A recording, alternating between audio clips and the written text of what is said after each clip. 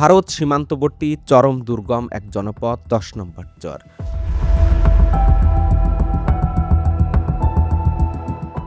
যেখানে স্থানীয় বাসিন্দা বাদে অন্য কোনো মানুষের প্রবেশ নিষেধ। বাংলাদেশের জমির ভিতরে ভারত ঢুকে গেছে, ভারতের ভেতরে বাংলাদেশ ঢুকে গেছে, খুবই ঝুঁকিপূর্ণ। অরক্ষিত সীমান্ত, তাই এই চরে মাত্র ঘণ্টাখানেক দাঁড়াতেও ভয়ে গা হিম হয়ে আসে। দুর্গম এই জনপদ যেমন বিপজ্জনক, তেমনি এই চরে যাওয়ার পথ আরও বেশি কঠিন। কখনো মাইলের পর মাইল বালুময় প্রান্তর, আবার কখনো ভারত বাংলাদেশের জিরো লাইনের উপর দিয়ে দুরু দুরু বুকে পার হতে হয়। আজকের এই ভিডিওতে ১০ নম্বর চরের পাশাপাশি দেখাবো মিডল চর, যে চরের সৌন্দর্য শুধু মুগ্ধই করে না, বলতে বাধ্য হই এ যেন শিল্পীর হাতে আঁকা এক নিখুঁত চিত্রকর্ম।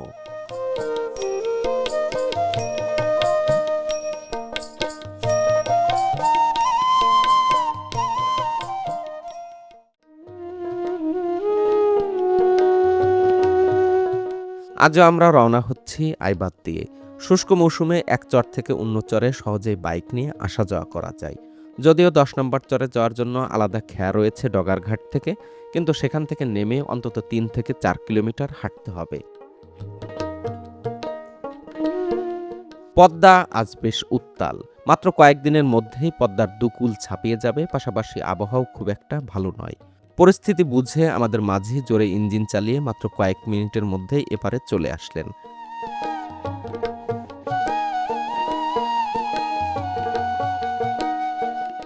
আমি ভাবছি এই মানুষটির কথা, এতগুলো ড্রাম কাঁধে করে চষে বেড়াবেন বালুময় ধূসর প্রান্তর।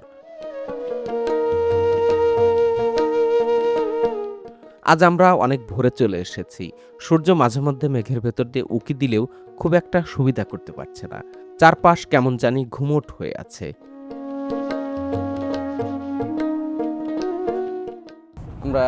আমরা অনেক সময় মাজার দেয়া এই ঘাটে অপেক্ষা করছিলাম আমাদের মোকলেস ভাই আসার জন্য।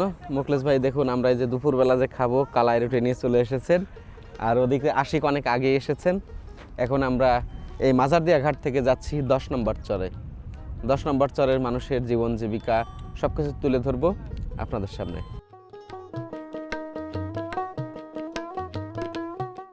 এই মরুময় প্রান্তরের মধ্য দিয়ে এখানে আমরা বাইকে করে যেতে পারবো না, এই জন্য ওরা একটু চালিয়ে যাচ্ছেন।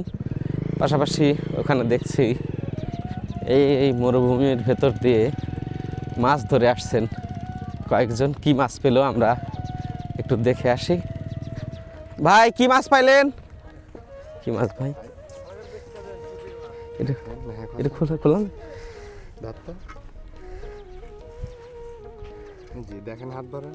হ্যাঁ, সব রকম আছে, চিংড়ি আছে, বাইলি আছে, গড়ই আছে, সব রকম। একে উপরে নেবেন বিক্রি করতে? না না, বাসায় চলে যাবো। উপরে বাসা আছে, এখানেও বাসা আছে। কি জালে ধরলেন এগুলো? এগুলো চায়না জালে ধরে।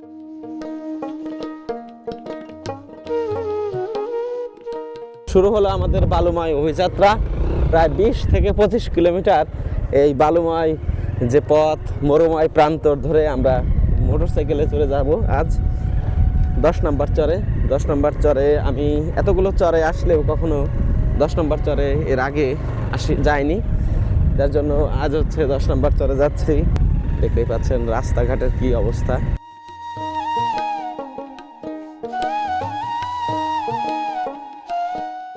আমরা মাঝার দেয়া লোকালয়ের দিকে না ঢুকে প্রথমে চলে যাব আমরা চর খানপুরের দিকে, এবং সেখান থেকে মিডল চর, এবং মিডল চর থেকে হচ্ছে আমরা যাব ১০ নম্বর চরে।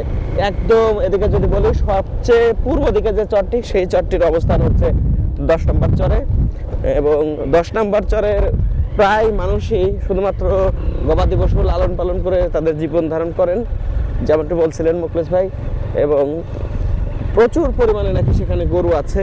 আমরা যাচ্ছি সেই গরুর বাথান, যারা গরু পালন করে জীবন ধারণ করেন সেই মানুষদের জীবনযাপন দেখতে।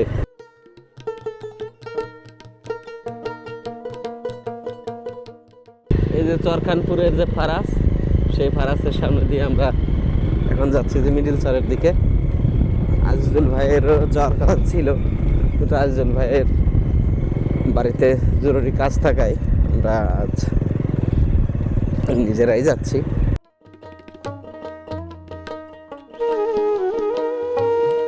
আমরা যে পথ ধরে যাচ্ছি এই পথ কখনো কখনো ভারতের ভেতরে ঢুকে গেছে।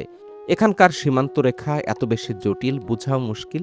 এই পথে যারা চলাফেরা করেন তারা অবগত রয়েছেন কতটুকু যাওয়া যাবে আর কতটুকু পার হলেই বিপদের আশঙ্কা রয়েছে। এই পথ যে কতটা দুর্গম ও ধুলোময় শুধুমাত্র ভিডিওতেই কোনোভাবে উপস্থাপন করা সম্ভব নয়। রাজশাহীর এতগুলো চরে ঘুরে বেড়ানোর পর মন চায় যত কষ্টই হোক না কেন 10 নম্বর চর থেকে একবার ঘুরে আসি।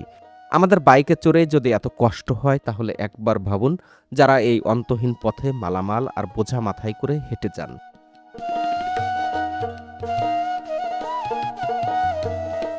প্রায় ঘন্টা দুয়েক ধুলোবালি আর খানাখন্দ পার হয়ে আমরা হাজির হলাম এক নালার সামনে।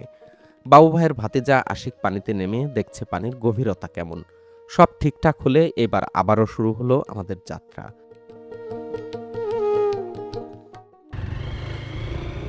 পানি বালু সবকিছু পার হয়ে আমরা 10 নম্বর চরের কাছাকাছি চলে এসেছি। এর মাঝখানে আসার সময় মিডিল চর পড়েছে, চর খানপুর পড়েছে, কয়েকটি চর পাড়ি দিয়ে তারপর কাছাকাছি এসে চলে এসেছি 10 নম্বর চরের। আমি নিজে কখনো 10 নম্বর চরে আসিনি, তবে আমাদের মুখলেসুর রহমান ভাই বলছেন যে আমরা তাকে চলে আসছি খুব কাছেই। তারপরেও চরের কাছে তো কত কাছে গেলেই বুঝতে পারবো। আর রাস্তার দুর্গমতা দেখুন একবার, যেখানে ভালো রাস্তা সেখানেও এই ট্রাক্টর মহিষের গাড়ি চালিয়ে একদম খানাখন্দে পরিপূর্ণ করে ফেলা হয়েছে। এখান দিয়ে যত ধান উৎপাদিত হয়েছিল সমস্ত ধান নিয়ে যাওয়ার ফলে এই রাস্তা একদম চলার অবস্থা নয়। এখান দিয়ে কিন্তু দেখুন ধান আবাদ হয়েছিল। এখন আমাদেরকে বাইক থেকে নামিয়ে দিয়ে তারপর উনি উঠে গেলেন এবং এই যে এখানে আশিক কিন্তু ঠিকই চালিয়ে যাচ্ছে। তোমরা দক্ষ ড্রাইভার পাইছো।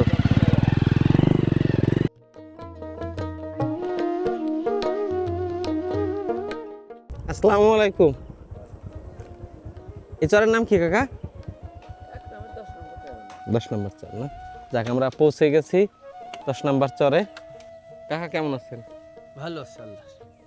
গরু দিয়ে আসলেন? গরু ধরিয়ে বেড়াচ্ছে, একটা হারিয়ে গেছে। তাই গরু আছে কয়টা? ওই 10-12টা আছে। 10-12টা না? এখানে বাথান কোথায় কাকা গরুর? এখানে গরুর বাথান খেলে আকাশের এখানে 3-4 বাড়িতে বেশি গরু, হ্যাঁ। আর আকাশের চৌহুড় আছে, ওখানে গরু থাকে। আর বাথান হলে এই দিকে একবার চলে যেত 4 নম্বর পর্যন্ত। এখানে কয় নাম্বার পর্যন্ত চর আছে? 4 নম্বর পিলার আছে, তারপর এখন ওদিকে গেল ভেঙে গেল। আচ্ছা আচ্ছা।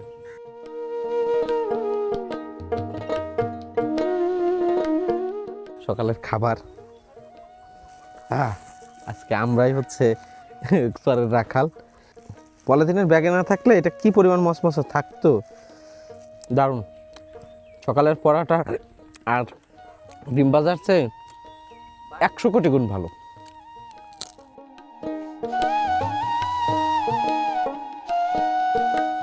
আমরা এই যে আলকুমা কাকার বাড়ির সামনে এসে আমাদের যেহেতু 6টা রুটি, ভর্তা তুলনামূলক কম, শুধুমাত্র ঝালই এসেছে।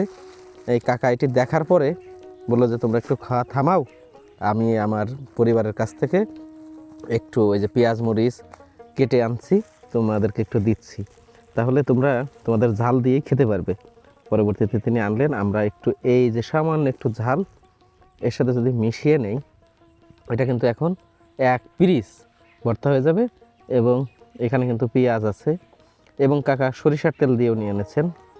এই ভর্তা হচ্ছে, ঝাল হচ্ছে এমন একটা জিনিস, এই ভর্তাকে ইচ্ছা করলে আরও অনেক বেশি ভর্তা রূপান্তর করা যাবে। জাস্ট হচ্ছে যে এর সাথে পেঁয়াজ আর একটু সরিষার তেল অ্যাড করলেই ভর্তা বেড়ে যাবে। পেঁয়াজ আর সরিষার তেল অ্যাড করলেই ভর্তা বেড়ে যাবে। না না না, লাগবে না কাকা।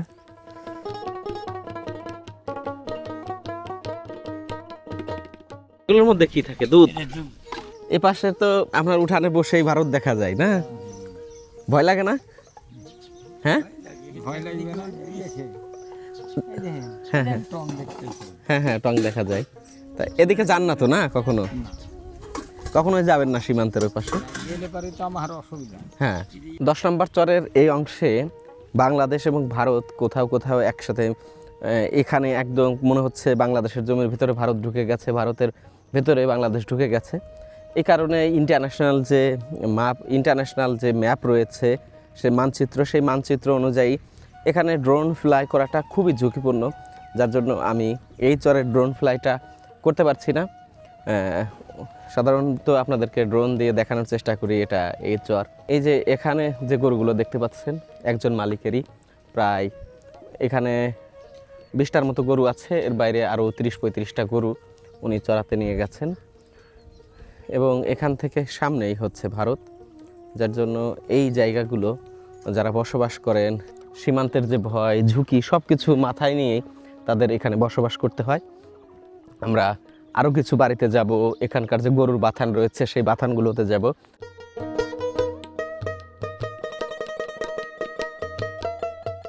10 নম্বর চরের প্রতিটি বাড়ির উঠানে দাঁড়িয়েই ওপারের সবকিছু দেখা যায়। কিছু কিছু জায়গায় সীমান্ত অরক্ষিত। 20-25টা আছে। 20-25টা না?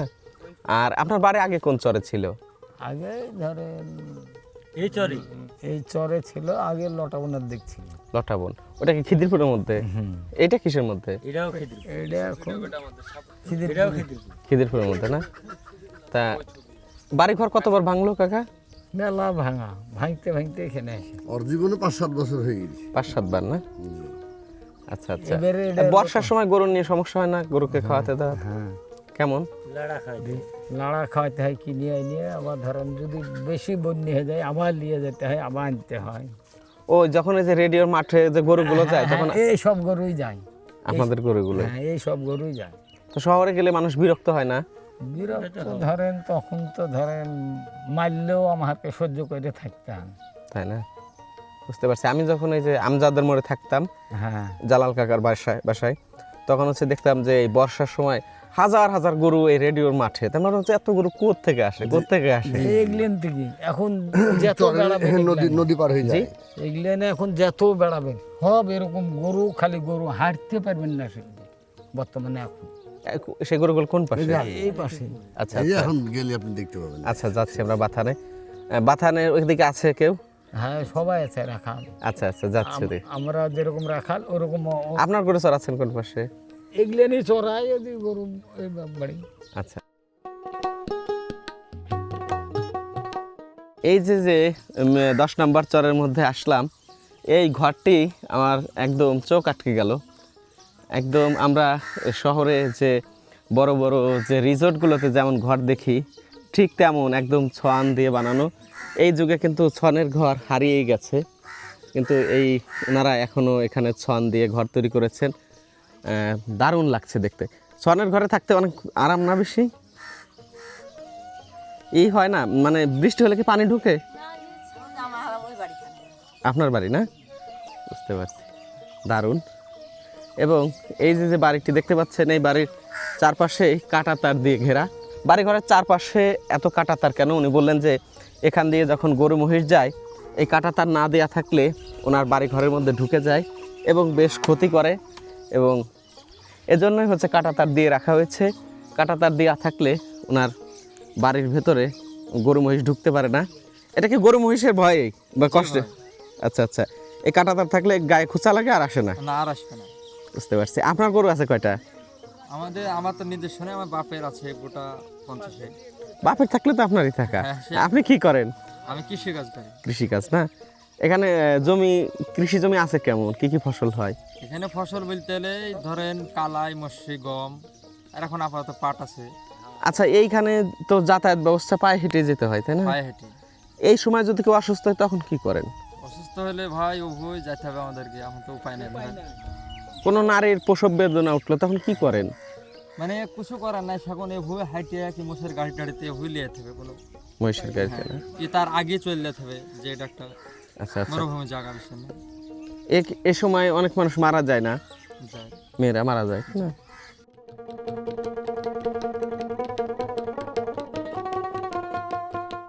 দেখতে পাচ্ছি এখানে গরু মহিষ সবই আছে। হ্যাঁ এই যে গরুর অসুখটা, এটাকে আপনারা কি বলেন এই বসন্তটাকে? এই যে পস হুম, পস পস না? গরু মারা যায় কেমন? ভালোই। এর আগে আমারই আছে 2টা গরু, কায়েতে ছিলকে মিলকে মুছি তুলে ফেলাইছে। এখনো একটা আছে, কায়াতে এই সময় যখন গরু অসুস্থ হয় চিকিৎসার জন্য ডাক্তার বা কোনো কিছু পান না? না, এই আর ওষুধই উঠেনি, এখন উঠেছে মনে হয়, খাওয়াচ্ছি খাচ্ছেন না? দিয়ে ধরেন কম থাকতে খাওয়াতে লেগেছে তো আর চাড়েনি আর বাড়েনি? আর বাড়েনি, ওরকমই আছে বুঝতে পারছি। বিশাল আপনার বাড়ি কোনটা? ওডে, আচ্ছা আচ্ছা। আর ওইডে আমার জায়গা। কাকা এই যে এইটা কি গাছ কাকা, এই যে ইসের সাথে উঠছে? এটা এটা জবর গাছ, হ্যাঁ, এটা কি গাছ? এটা হাড় জোড়ার গাছ, হাড়জোড়ার গাছ না? এটা জবর কাজে লাগে, কিন্তু হাড় ভাঙিয়ে গেলে এই দেন এই দেন এই গরু দেখা গেছে, হ্যাঁ। এই অসুখ কায়েতে- মারা যায় না? হ্যাঁ, মেলা মারা যায়। বুঝতে পারছি। আর এটাকে কি বলেন? হাড়জোড়া? হাড় জোড়া, হাড় ভেঙে গেলে এটা কি করেন? মানে আদা দিয়ে 7 চাকা আদা দিয়ে লাগিয়ে এই ভেড়া টেড়া পা ভাঙিয়ে এলে এরকম করে খাপাচ্ছি, বাতা দিয়ে বাঁধিয়ে লাগিয়ে দিয়ে ভালো ঠিক হয়ে হয়ে যায় না? ঠিক হয়ে যায়।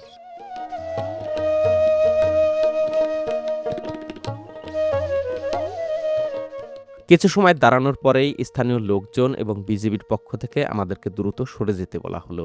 এখানে আগে দূর দূরান্ত থেকেও মানুষজন ঘুরতে আসতে পারত, কিন্তু সীমান্ত অস্থিরতার জন্য এখানে বসবাস করা লোকজনের বাইরে কাউকে প্রবেশ করতে দেয়া হচ্ছে না। পরিস্থিতি খারাপের দিকে যাওয়ার আগেই আমরা দ্রুত রওনা দিলাম মিডল চরের দিকে। সীমান্ত পরিস্থিতি ভালো হলে আবার একদিন ঘুরে দেখাবো এই চর।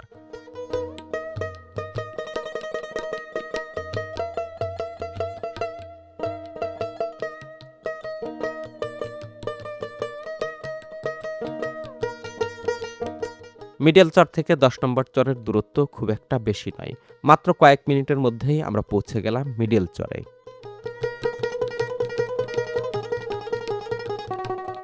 আমি এখন পর্যন্ত যতগুলো চরে ঘুরেছি মিডল চরের মতো এত সুন্দর চর দেখিনি। এখানকার প্রতিটি বাড়ি যেন শিল্পীর নিখুঁত চিত্রকর্ম।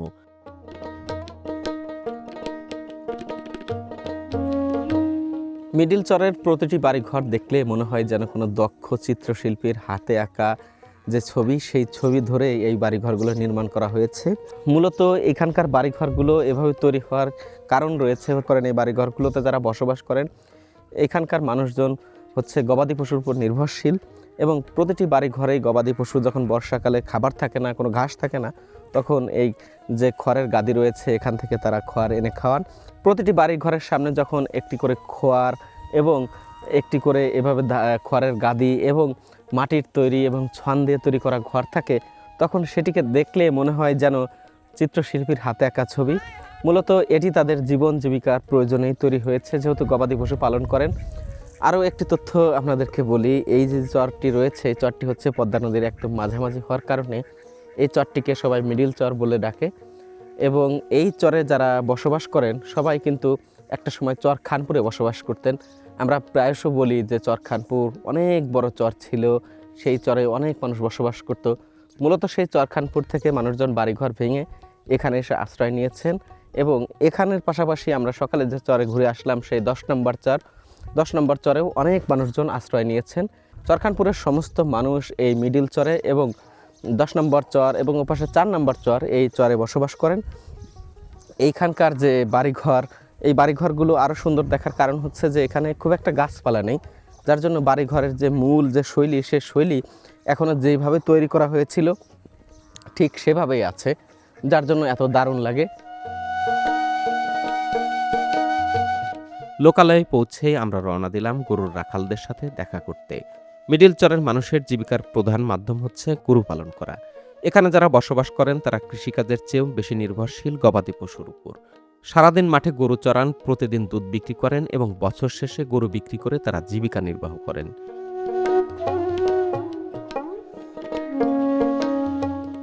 একটু আগে আপনাদেরকে বলছিলাম 10 নম্বর চরের অসংখ্য গরু মাঠে চরানো হয়।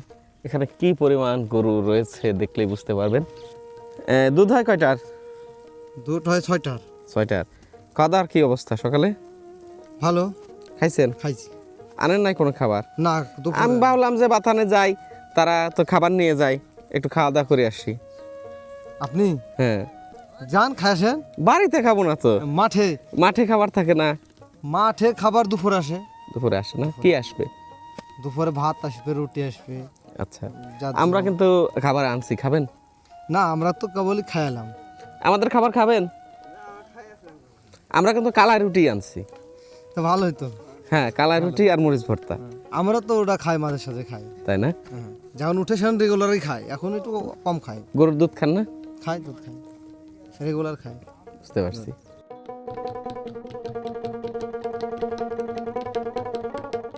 অবারিত সবুজের প্রান্তর জুড়ে এভাবে গরু চড়ানো দেখে চোখ দুটো যেন এক অন্যরকম প্রশান্তিতে ভরে উঠল। আমাদের দেশটা আসলেই কত সুন্দর। এই বাংলার সৌন্দর্যে কবি জীবনানন্দ দাশ মুগ্ধ হয়ে লিখেছিলেন, আমি বাংলার মুখ দেখিয়াছি, তাই পৃথিবীর রূপ খুঁজিতে চাই না আর।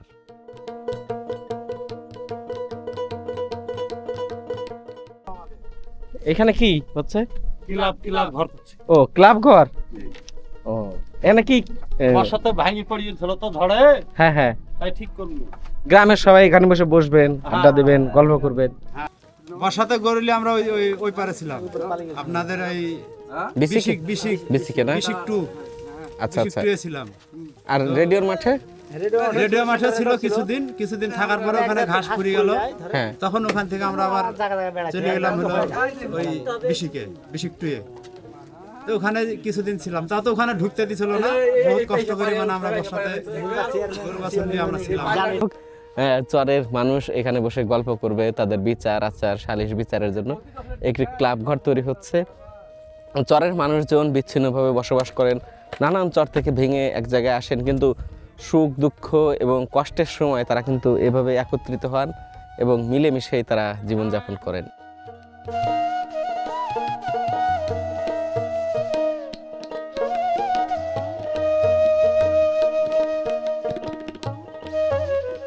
শুভ্র বালির মাঝখানে আরেকটি বাড়ি, এবং এই বাড়ির সামনে একটি দোকান রয়েছে এবং ছন দিয়ে বেড়া, এবং এই যে রাজশাহীর যে ঐতিহ্য, এখানে মাটি দিয়ে লেপে দেওয়া হয়েছে। কাকা দোকানে আসলাম। আসসালামু আলাইকুম কাকা, চা খাওয়াতে পারবেন কাকা? কত সময়? হ্যাঁ, করে খাওয়াবেন? আমরা একটু বসি তাহলে।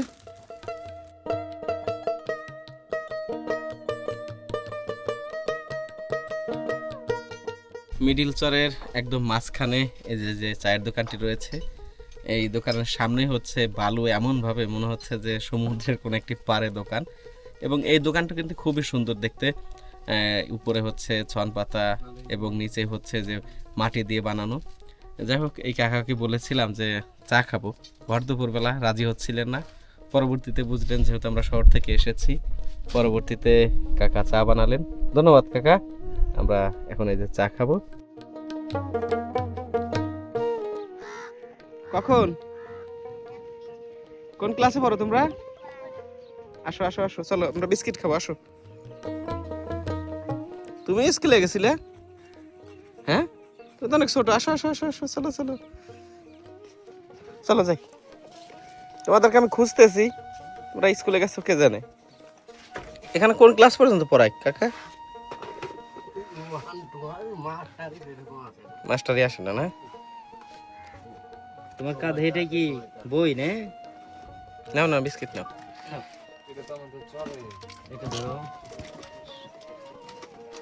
এই তোমরা বিস্কুট খাবা নাকি? মামা আসসালামু আলাইকুম। মামা ভালো আছেন? শরীরে কি অবস্থা এখন? শরীরটা কি অবস্থা? আমি বর্ষার মধ্যে কিন্তু আপনাদের খোঁজ নিতে আসছিলাম, পাই নাই কাউকে। হ্যাঁ, বুঝতে পারছি। চাই বাড়ির ভিতর সবাই কেমন আছে? আলফাডাঙ্গার মানুষ কেমন আছে? ভালো আছে? আচ্ছা, আমার এলাকার মানুষ, বুঝছেন, ফরিদপুরে বাড়ি, বাপের বাড়ি। হ্যাঁ, এই রাজশাহীতে কোনো লোকজন নাই আমাদের। বসি। এর আগের বার যখন আজিজুল ভাইয়ের সাথে এসেছিলাম, তখন মামার এই ঘরের এই সামনে যেখানে এখন এই যে মুরগি রাখা রয়েছে, এখানে চেয়ার পেতে বসে আমরা কলাই রুটি খেয়েছিলাম। এখানেই মামা বসেছিলেন এবং ওখানে চাল ঝাড়ছিলেন। এই যে ভাবির সাথে কথা বলছিলাম, ফরিদপুরের মানুষ। এবং সেই সময় এখানে একটি লাউ গাছের জাংলা ছিল, মাচান ছিল, একদম কচি লাউ ধরেছিল। সেই দিনগুলো এখন মনে পড়ছে। পাশাপাশি এই বর্ষায় যখন আসলাম তখন কিন্তু আমি মামাকে অনেক খুঁজেছি, সবাই বলল যে মামা নেই।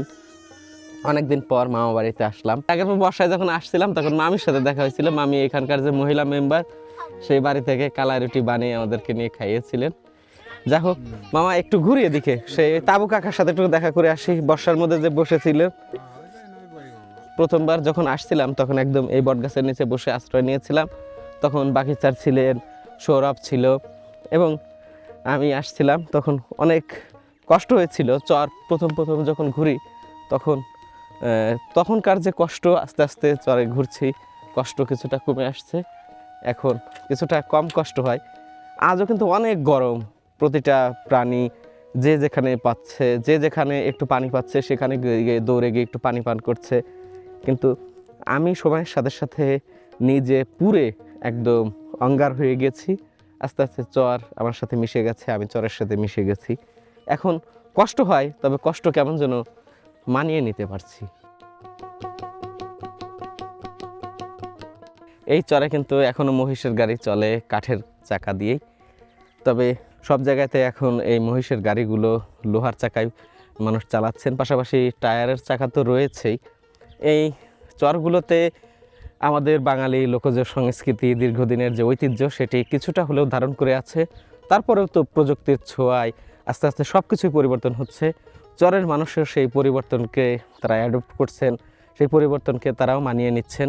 যার ফলে এই কাঠের চাকাগুলো এখন হয়তো দেখছি, কয়েক বছর পরে এসে দেখবো এই কাঠের চাকাগুলো নেই।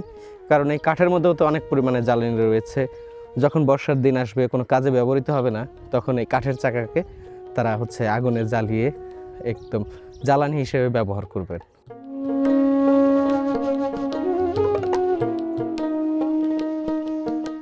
এখানে যতগুলো বাড়িঘর রয়েছে, প্রায় প্রতিটি বাড়িঘরেই মানুষজন বসবাস করেন। কিন্তু আমরা যে বাথান বাড়ি শব্দটির সাথে পরিচিত বা বাউর বাড়ি, এটি হচ্ছে চরের ঠিক তেমন একটি বাথান বাড়ি বা বাউর বাড়ি।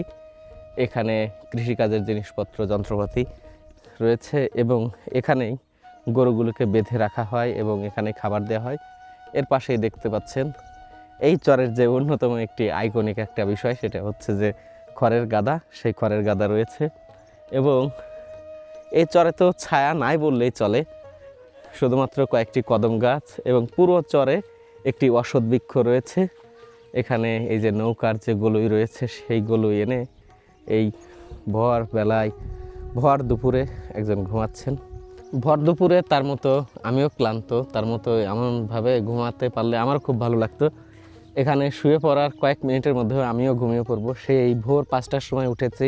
ভোর 5টায় উঠে তারপর একটু হাত মুখ ধুয়েই চর মাঝারদিয়াতে এসেছি। চর মাঝারদিয়া থেকে এই চরে আসলাম। প্রচণ্ড পরিমাণে ক্লান্ত, কিন্তু একটু ঘুমানোর জায়গা পেলে অথবা একটু সময় থাকলে আমিও ঘুমিয়ে নিতাম।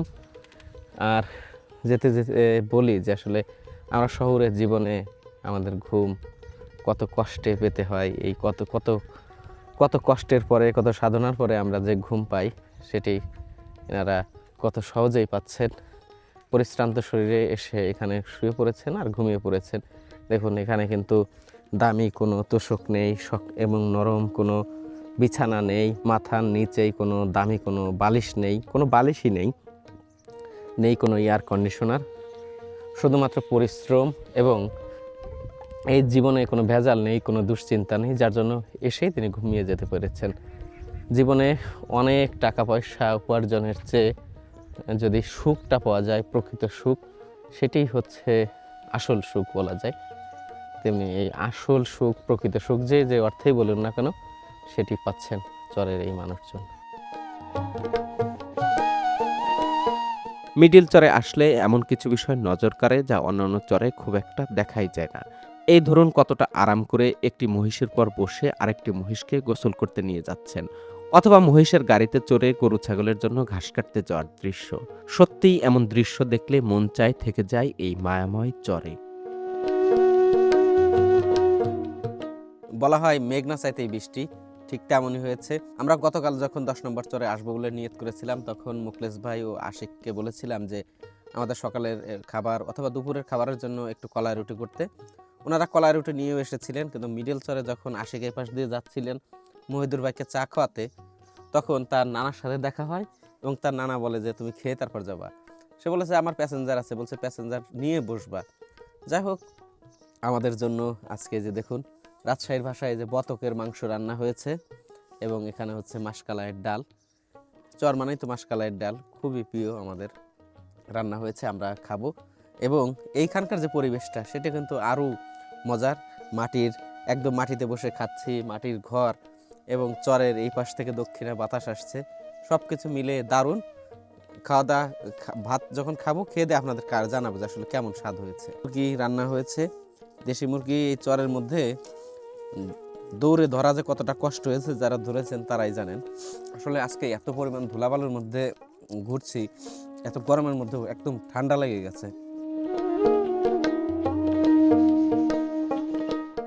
আজ সারাদিন আমরা 10 নম্বর চর, মিডল চর পুরোটা ঘুরলাম।